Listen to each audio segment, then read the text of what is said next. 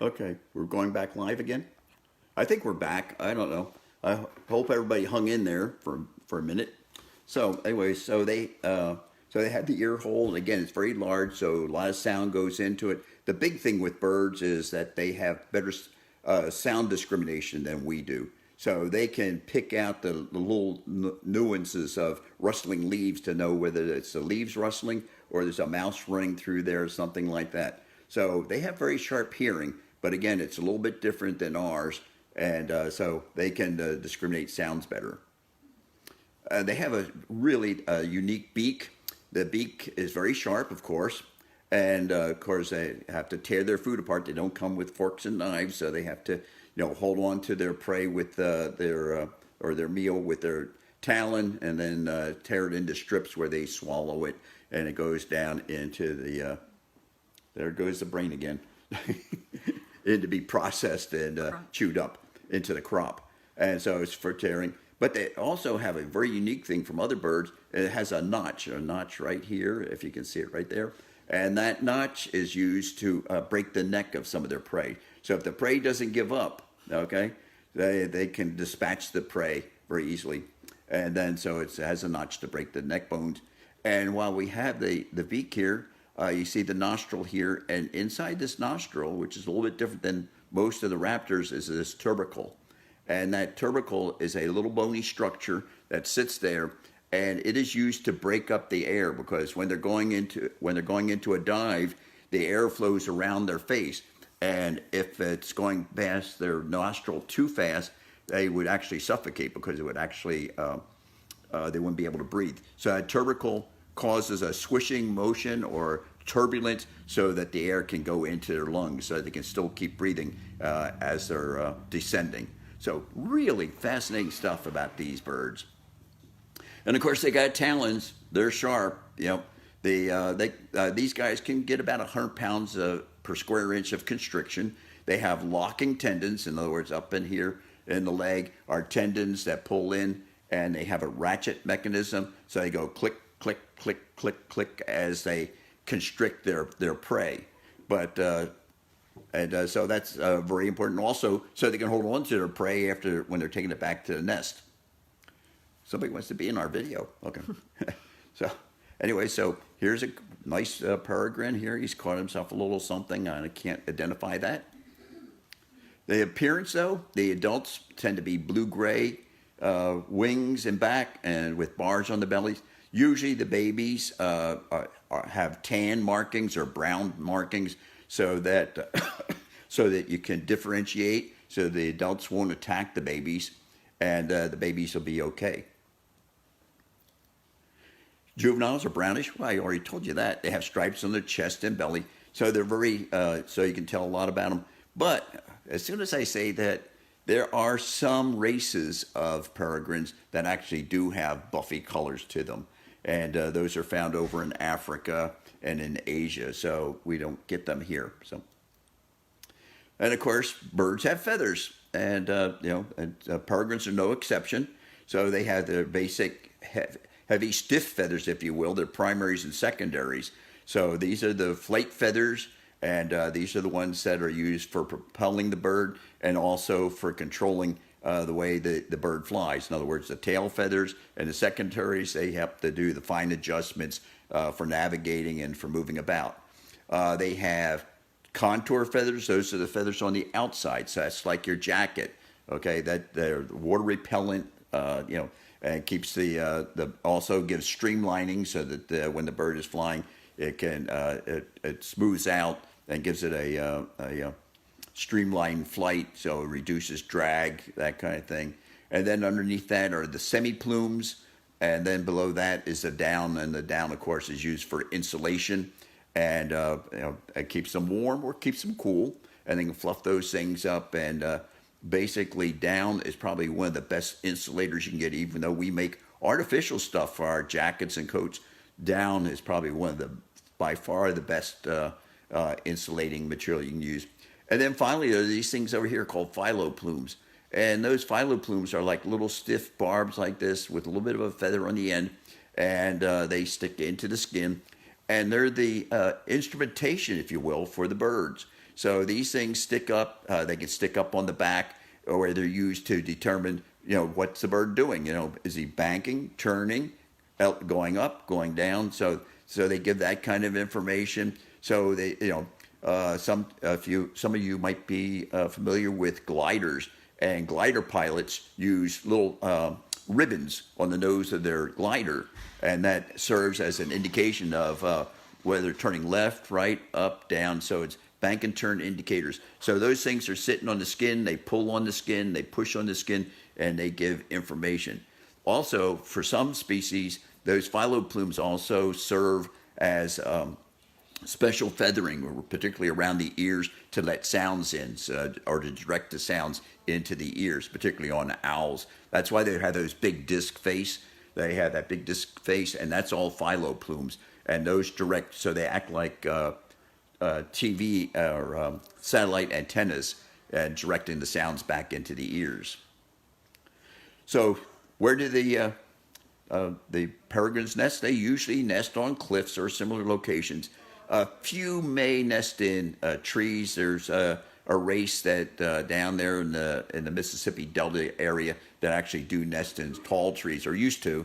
Unfortunately, we've gotten rid of a lot of that stuff, and so now most of what we have, they nest on cliffs or similar locations, like skyscrapers. They just love those. Those are great. So here's a typical peregrine nest, someplace up in the Rockies, it looks like, and there's one egg. They just make a scrape in the soil, or on the ground, or they find themselves a little dip in the rocks, and they'll lay their eggs on those. Here's a typical box.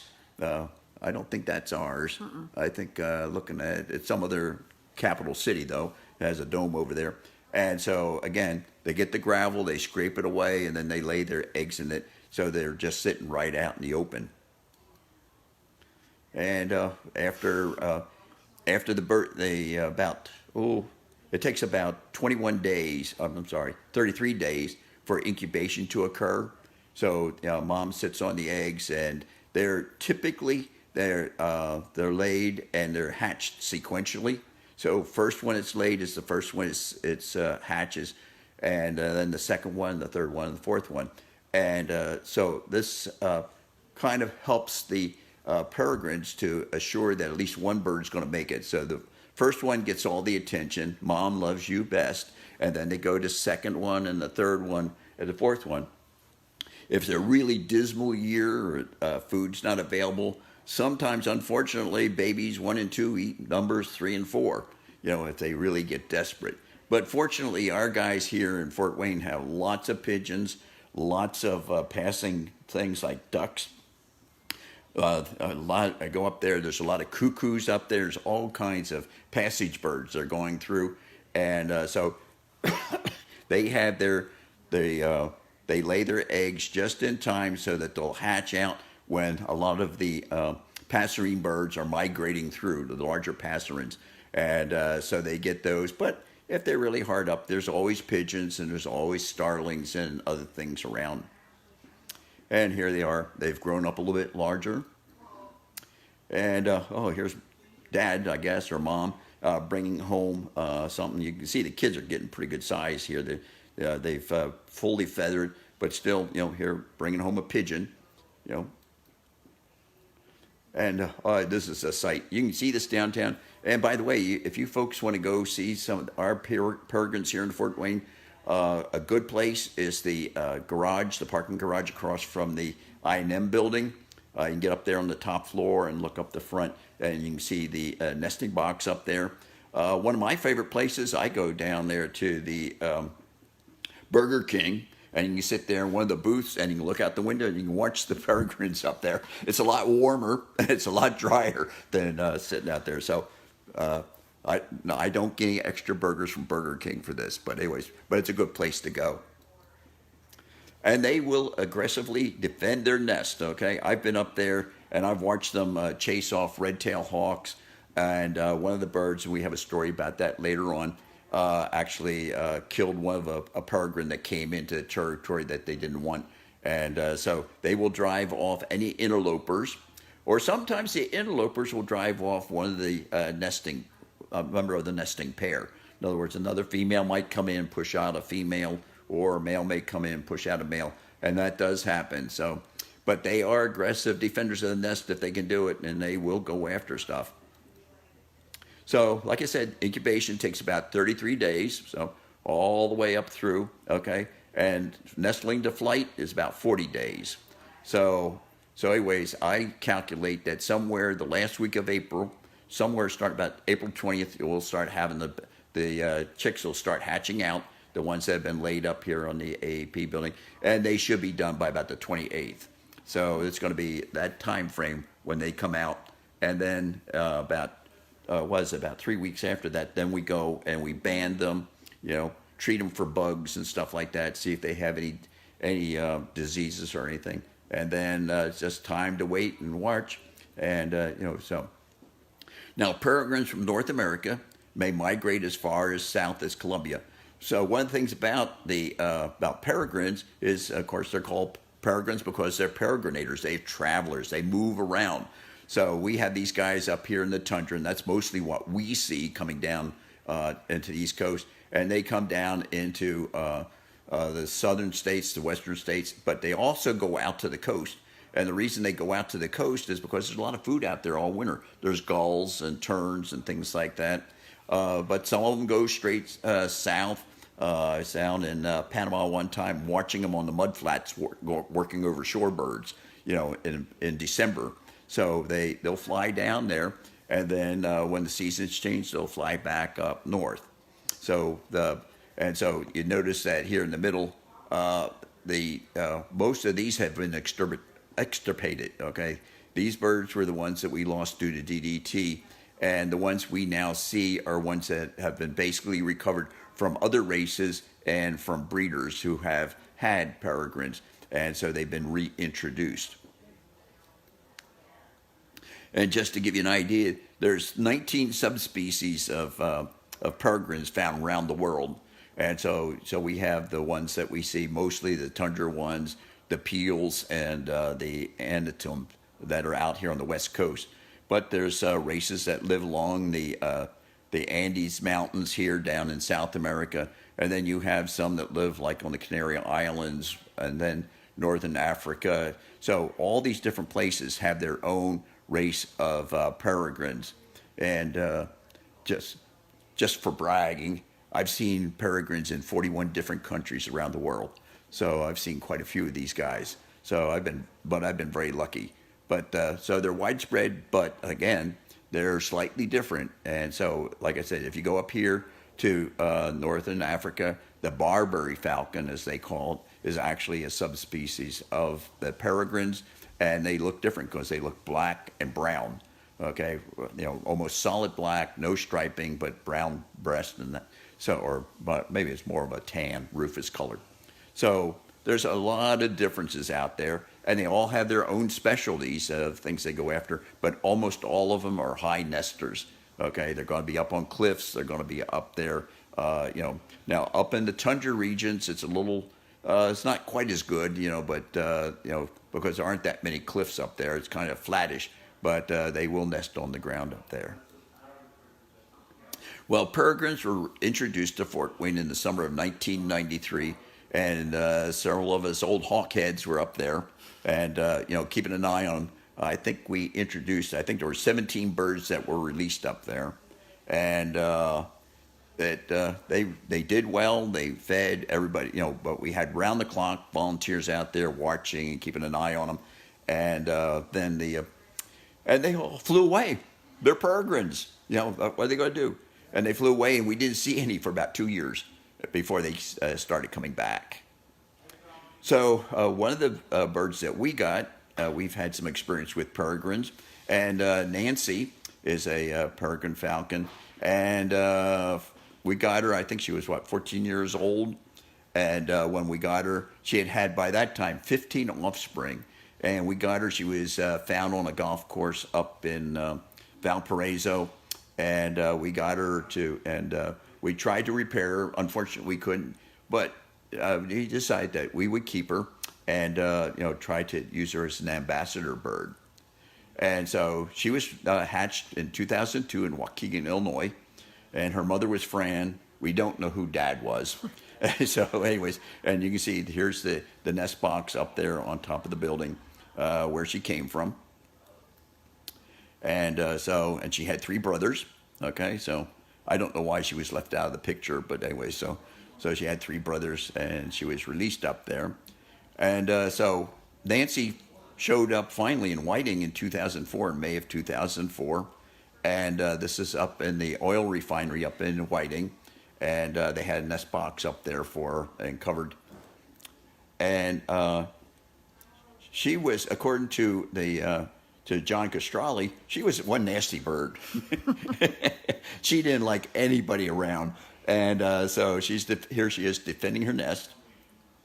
And so she had a lot to say whenever anybody came up to check out her nest or to, But the peregrines have nest site fidelity, even though they disappear in the winter.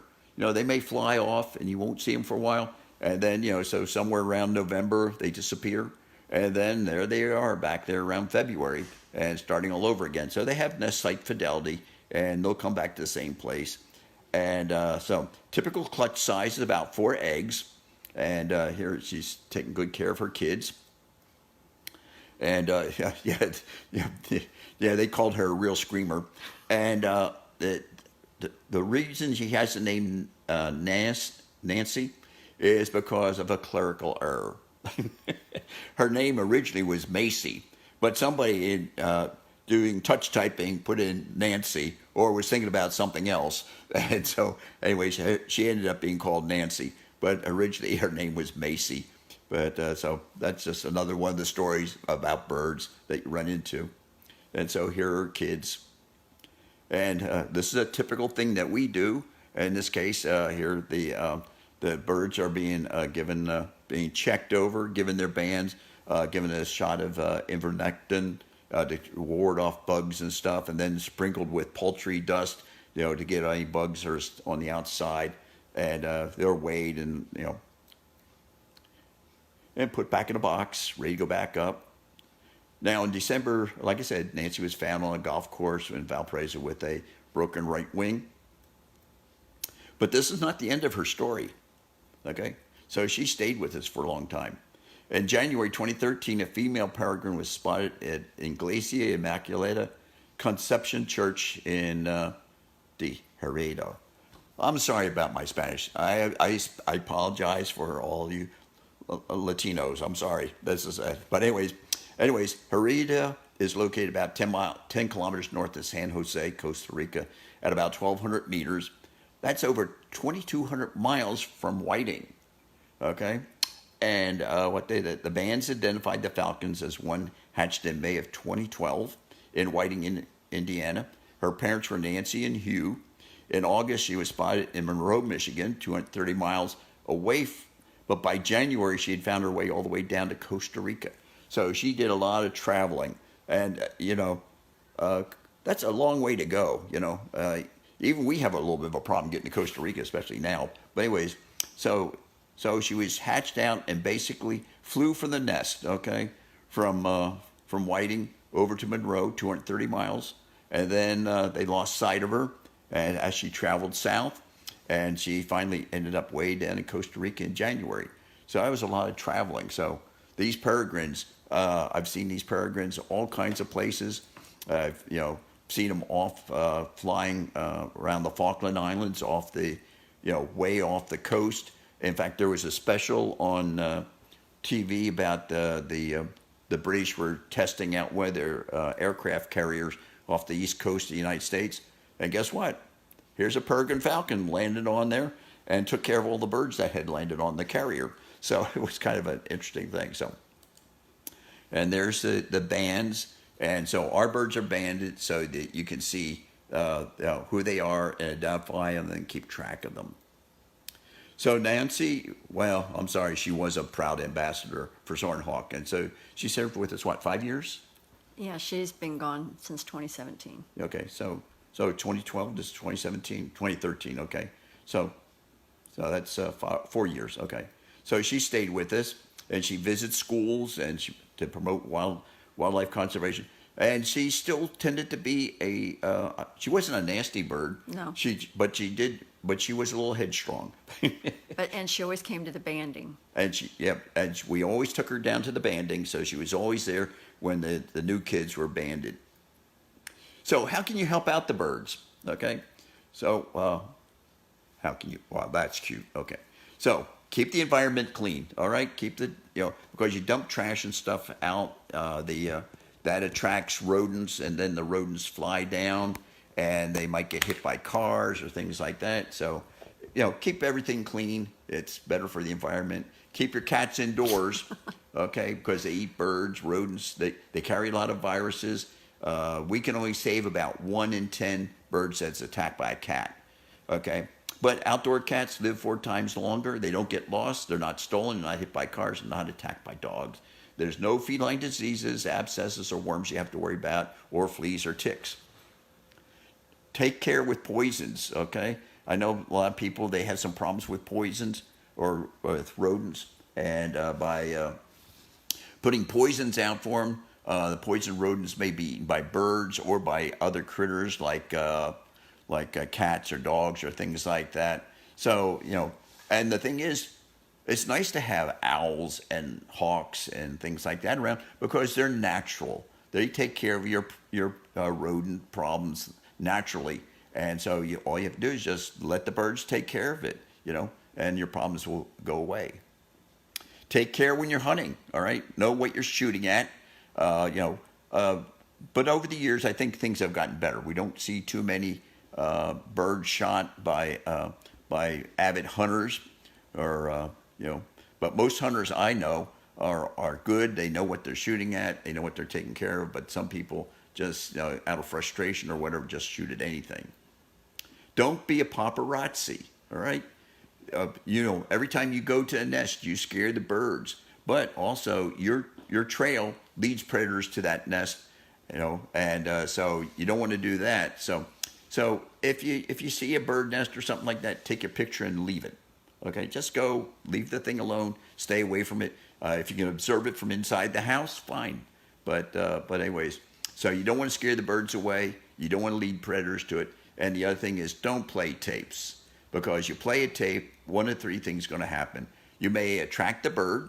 It may come up and look at you and curious what you're doing.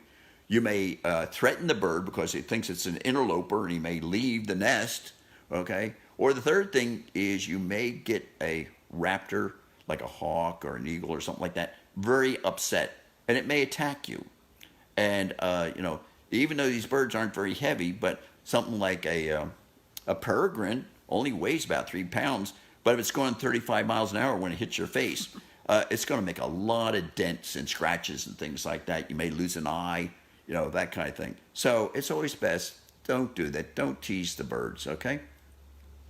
Keep, save the environment. Join little river or acres, go out there and help with the environment. You can put up nest boxes. Now, you can't put up a nest box for a peregrine. Well, we did. We put that up there on top of the AP building. Okay, so it's a natural place for it. But you can only have just so many peregrines in the territory. So there aren't any places really close at hand that could accept another pair. But, you can put up nest boxes for kestrels or screech owls or barred owls. You can put up perches. You could leave trees up that are, don't take down a tree just because it's dead. It's a great place for birds to perch, And one of the things, don't rescue baby birds, okay? Because birds are better than people for taking care of babies. I think I did a little talk about this about 2 weeks ago. And so it's a lot of work taking care of a baby bird. It's better to let the adults take care of it. And the only time that you want to rescue them is if they're in immediate danger. And you can always call us for information about how to take, if you see birds that look like they're in danger, we can help you out. So you can give us a call, or you can write to us, But I think right now we want to talk about the birds that we have downtown here, right? So this is, I guess I get to, what'd I do? My fingers got in the way. Okay, Yeah, just there we go. hold it like Oh, that. I know. I got these big thumbs. So anyway, so we're going to talk about the birds that we have downtown. Here's Jamie, okay, and Jamie has a nice little tidbit there in his talons. And oh no, I'm sorry, he doesn't. Okay, so anyways, he's coming in for a landing, and he's calling for Moxie. Here you go. All right, we'll give it back to you. Yeah, Sure. he's calling for Moxie. He's saying, I love Moxie, and I'm shouting it from the rooftop. Okay, so yeah, here's a food thing. This is a common thing that falcons quite often do. So here, Jamie has caught something. Looks like it could be a starling. Yay. Anyway, so he's caught a starling, and he does a handoff. Okay, so he drops it. She flips over, grabs it in midair, and then she takes it back to the nest, or can take it back to the nest. So that's a really neat thing. And so I want to talk Mike and Greg for these great pictures. Yes, thank you very much. So then, so here's a nice one here. So like I said, if you want to see these birds, just go downtown. Stand up there on the top layer of the parking garage across from I&M, or like I said, I sit there at the Burger King, and I've been lucky enough. I've actually been up in the PNC building at the 23rd floor, and at supposedly meetings. But I get really distracted. I always make sure I'm sitting so I'm looking out the windows and I can watch these guys fly back and forth. And it's a great aerobatic show. So I've talked a lot, and I think right now we have a couple mounts that we can show you. And also Mary here can talk to you a little bit more about the birds. So we'll start over here. Yeah, this bird right here is Freedom. Now, Freedom was the original nesting female that came on scene in 1996. She had her first clutch of 2 eggs that year that was responsible for those 2 eggs. Then from that point on, her mate was Roosevelt, and he came from Columbus, Ohio. Freedom, and he was hacked in 1995. Freedom was actually hacked from Evansville, Indiana in 1994. Now, she had 36 chicks in her lifetime. So from 1996 to 2007, she had the 36 chicks. But from 2007 up through 2012, she didn't lay any eggs. So she was getting to be too old to lay, apparently. Now, she was found on the ground in downtown Fort Wayne in 2013 at the age of 19. Now, at that time, Moxie showed up in 2013. So like Bob talked about earlier, sometimes you will get a female that will come in and she will challenge for the nest. So more than likely, she challenged Freedom for that nest right, and she actually killed Freedom, is what we think. We don't know that for a fact, but that's pretty much probably what happened. So that is Freedom's story. Roosevelt, he just dispersed once Moxie and Jamie came on scene. He was getting pretty old at that point, so probably after Freedom died, he probably just either was perhaps killed by Jamie or he just died somewhere else. He just fled and just died. So our next mount that I want to show you, this was Nancy. She died in 2017, and Bob had already shared her story. So we had her mounted here with one of Moxie's offspring. This is Phoebe. And Phoebe was hatched in 2018, and I actually rescued her. We got a call from the people at the tower that said one of the peregrines was down on the ground. When I got there, she was actually standing on top of the roof of a car. So I was able to get the net on her, got her boxed up, took her to our vet at that time, checked her out, everything was fine. So back downtown we went, and that's an experience in and of itself, going up on top of that building. Yeah. And I've got her in the box, and you've got one of the workers then that's watching out for you, because you want to get out there as quick as you can, get her out of the box, because you've got Jamie and Moxie coming in trying to dive bomb you at the same time, and they're just screaming to beat the band. And Phoebe was too. She wasn't very happy about it, so she screeched her displeasure at me when I let her go. She was the one that stomped across the roof? She did. She just kind of wallowed and stomped off. So unfortunately, that was on a Friday. On a Saturday, Animal Care and Control got a call that she was found down on the ground about within the footprint of the tower. She was at the corner of Jefferson and Calhoun. We retrieved her, and upon looking at her, the vet determined she more than likely got hit by a car. So, unfortunately, she didn't make it that year, but she had 3 siblings, 3 males that fledged successfully. Now, the egg that we've got here with them, that also is one of Moxie's eggs. She had a few years where she had some duds. And John Castrale, when he banded the chicks, they cleaned out the box at that time. He actually gave us the egg, so we preserved that. So it's about the size of a small chicken egg, I suppose. Yep. But I had the pleasure to work with Nancy for a little bit. I was just starting to train with her to the glove, but it was really fascinating to watch her eat. You'd get her to step up on the glove, and then you would give her a chick, which she loved. And she would always eat it head first, and then you'd see the legs slide down last. Yeah. So the lineage for the downtown Peregrine Falcons for Moxie and Jamie is located on our website. At the top of our webpage, you'll see it says Nest Cams. And if you click that tab, you'll get the link to go to the Nest Cam, and then you'll also see a Word document or a PDF document that shows all of the chicks that she's had. Moxie, right now, she has had 27 chicks since 2013, and she's currently setting on 4 right now. But we haven't had any reports on her chicks from anybody. No observations. No, I've never Yeah. been known to, we've been contacted knowing about the chicks.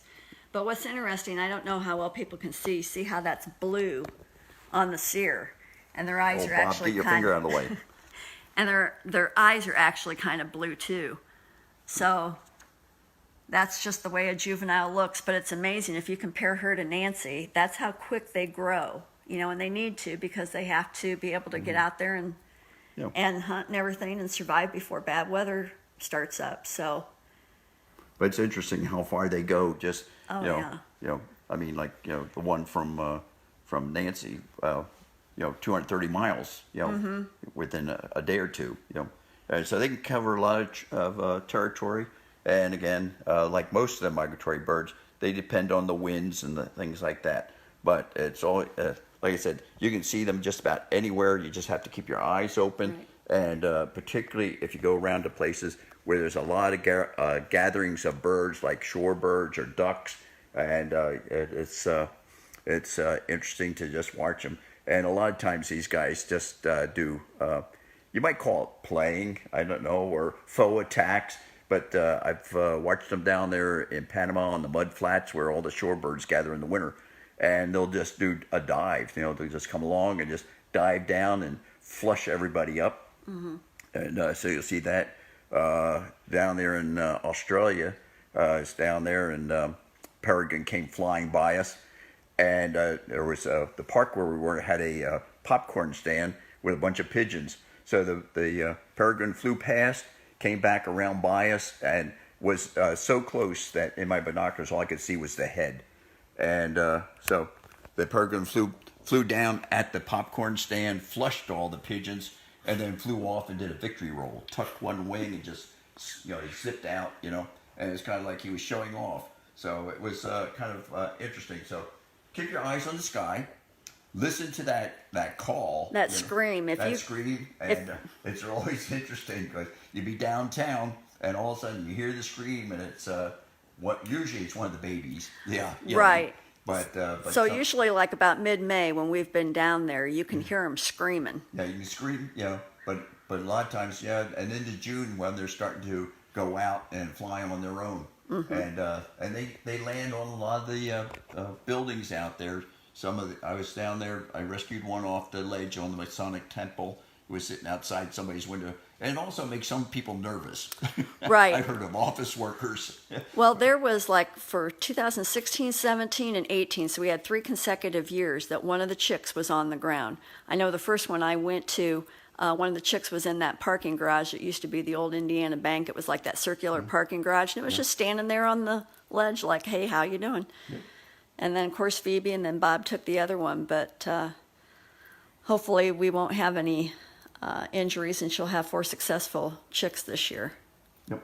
So, anyways, so a little brief thing about Peregrine. Did we get any questions? Well, my laptop kind of, when we ended up with our technical difficulties, it died. So, Well, some can't answer any questions. Okay. yeah, so if you want to take this, I'll try and see if I can't pull this up.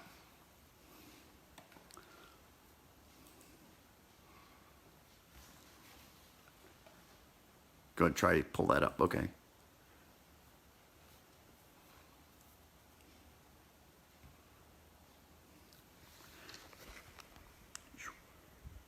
Now, the other thing that we'll be putting up is this week will be a thing, Peregrine Q&A.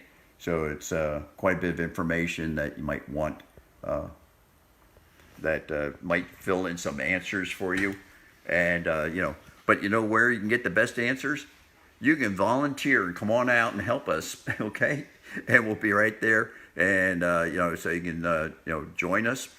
You can go to our webpage, soarinhawk.org. And you can, sign up for an orientation, learn all about the birds, and and then come on out and learn more about them.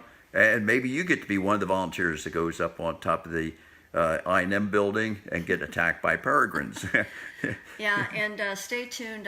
Usually Wayne TV is a good one that will usually let people know if they're going to have a banding event. With COVID last year, we didn't get to do it. It was all just the DNR by themselves. But hopefully, maybe we might be able to get down there this year. Yep. And help with the banding. We couldn't do it last year, but we enjoyed that, and we've had school kids in the past. They named the birds, and so they'll. So we're looking forward to getting rid of this COVID thing and go back to being one with nature. Right. So no questions from anybody. No questions. Wow, I did a great job, or they just gave up on me. So, anyways, that's Soarin Hawk. We'll see you on Wednesday, and this week's topic's going to be: do birds have fun?